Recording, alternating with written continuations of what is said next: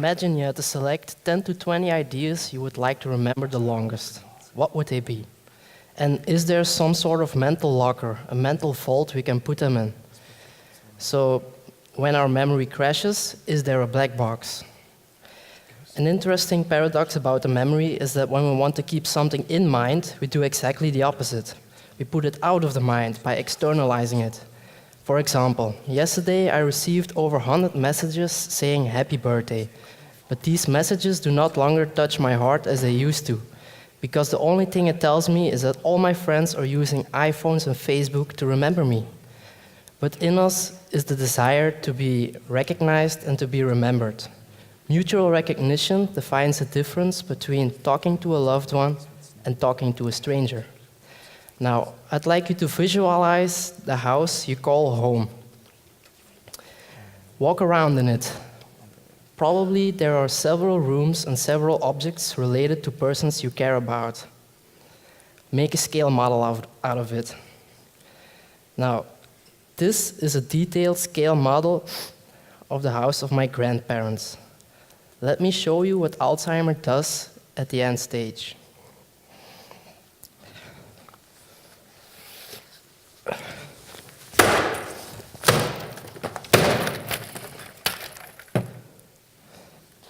This is what my research is about.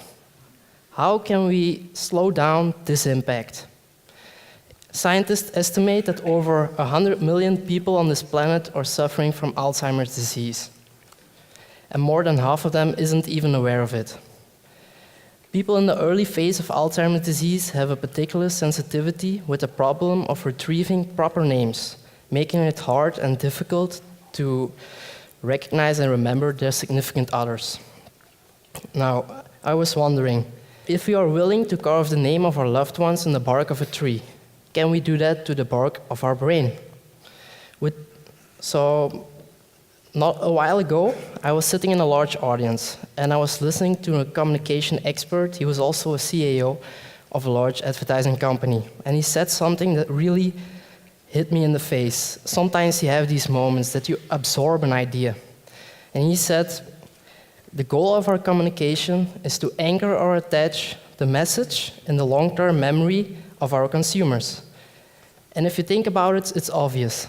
You cannot buy a product you forgot the name from. But I was thinking, can we use these techniques to place something more valuable in the minds of others rather than a redundant need or a useless brand name?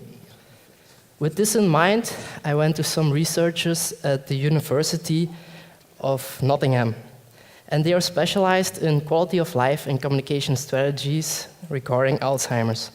And they said to me, it's about time individuals like you stand up and tell a positive story in a negative world. So they inspire me as a doctoral researcher, and they motivate me as a human being. That's the reason why I stand here today.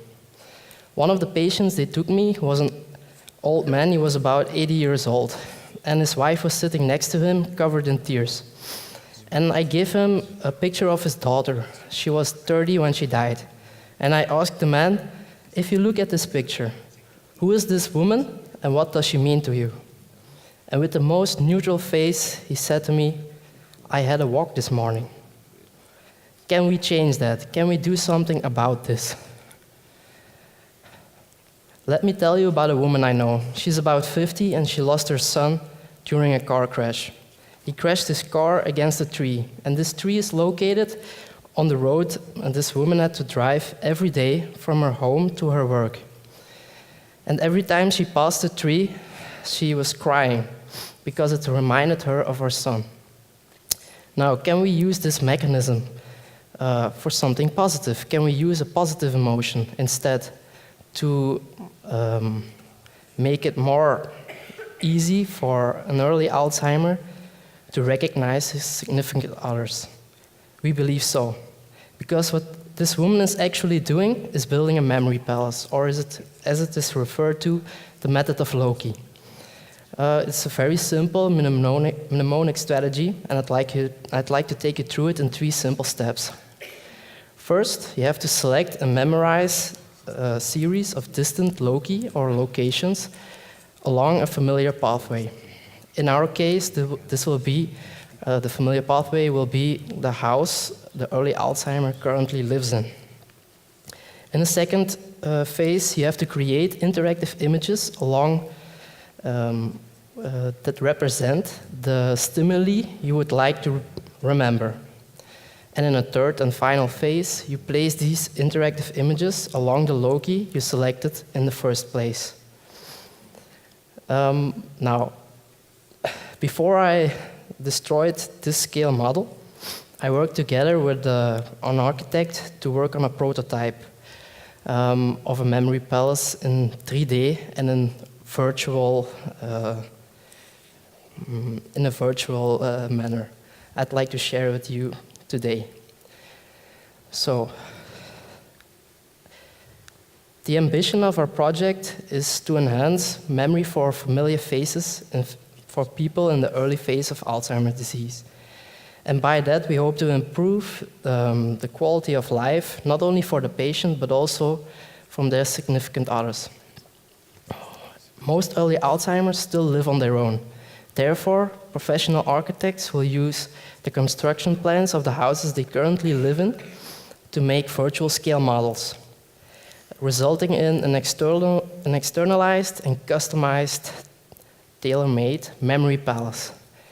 It's a recent trend to use virtual reality not only for computer games, but also in healthcare. I think that's a good trend. So, let's have a look inside. This is the house of my grandfather. And these are the people he would like to remember, his significant others. How can we do that?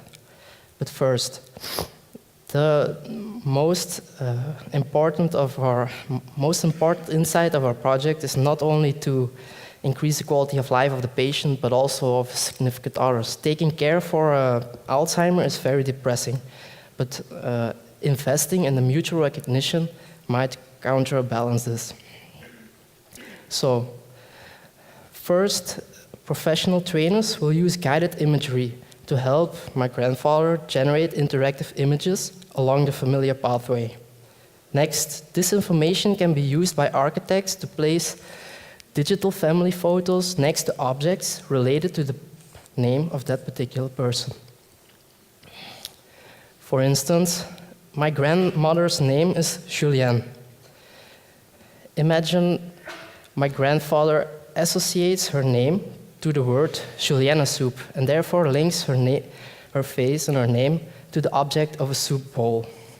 In our mind, we have different circuits to retrieve common names and to retrieve proper names. And the second is mostly damaged by early Alzheimer. A possible reason for this might be that proper names like Frank or Tom or whatever are very arbitrary and meaningless. What we are doing is actually adding color, meaning, and emotion to it to make it more memorable.